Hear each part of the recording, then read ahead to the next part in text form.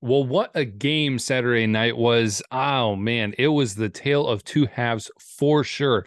Amazing to see Michigan play one of their worst halves of football and then still be able to go into the break and come out. And then they played quite possibly one of the best halves of the entire season as the defense not only dominated, but then created turnovers, which we have been waiting to see. And then the offense got rolling yet once again. Night and day. Honestly, it was quite like the transformation of Steve Rogers in the Captain America before and after, and they just beefed up and took out Rutgers Saturday night. Now, of course, everything wasn't perfect, especially in the first half, but for the entirety of the game, we saw some things we wanted to. We saw some things we didn't expect. It was great to see the receivers more involved in this game. Nothing major, nothing groundbreaking, but you saw more targets happening. Ronnie Bell being super athletic and having some fantastic catches that wound up not being catches because they were out of bounds. He is great at what he does. And that's why we want to see him get more involved. We want to see all of them get more involved. There were more receptions. The ball was spread out more, but still not a lot of passing yards. Rutgers had more passing yards than Michigan did. But as we say, Michigan doesn't need it, but they still look a little rusty. And it's one of those things where you question on whether they might be more proficient at it if they had been working on it throughout the whole entirety of the season instead of just the first few out of conference games. So I want to talk about two things that were more unique than most. And that was Jeff Percy, who made the unexpected start for the offensive line because there were several players that didn't make the trip to Rutgers, and he did a great job for his first start.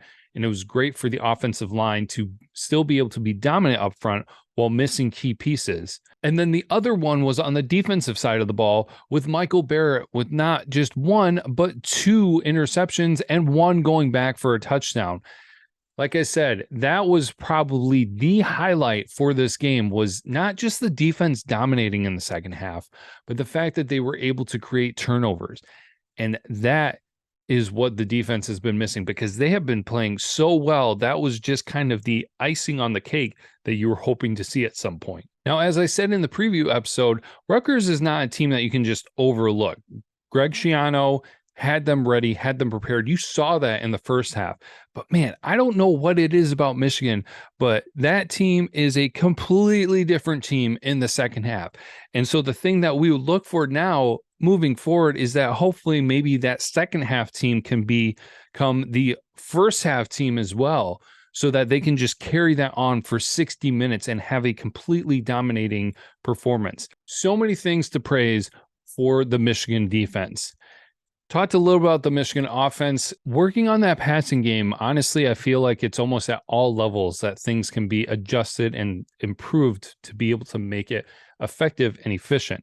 We're talking about multiple levels of the situation, from play calling to quarterback decision to getting separation for the receivers, putting all those things together, even if it's incremental differences, all those differences put together can make a big impact on how effective the passing game can be.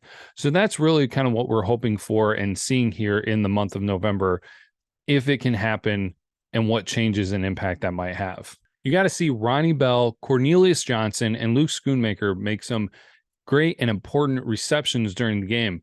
But the one that had the most with the most yards was Donovan Edwards.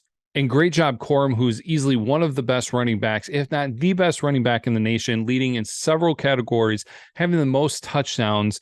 But you honestly cannot say enough praise for Blake Corum and his ability. You can see on the tape where he's able to take nothing and turn it into positive yards. I'll be one of the first to admit that I was slightly concerned when Haskins was leaving about missing out on that power running offense. But with Blake Corum, his agility, his vision, his ability, just fantastic. And he has that lower body strength that he can just push people over and stay on his feet and keep running. So, man, while it was a late one, it was a good one. Once you got past halftime, I still cannot get it with how tough that first half looked. But we should all be preparing for it now that you can't take how things look at the first half, especially when Michigan was down on the road. Didn't matter. Second half, they came out, they did their jobs, and they blew up. So it's much easier to do a review video when the second half of the game was a lot better than the first half.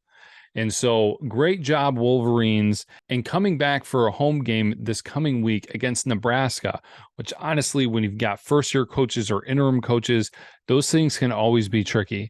So we'll be talking about that in our preview episode coming up later this week. But until then, go Blue.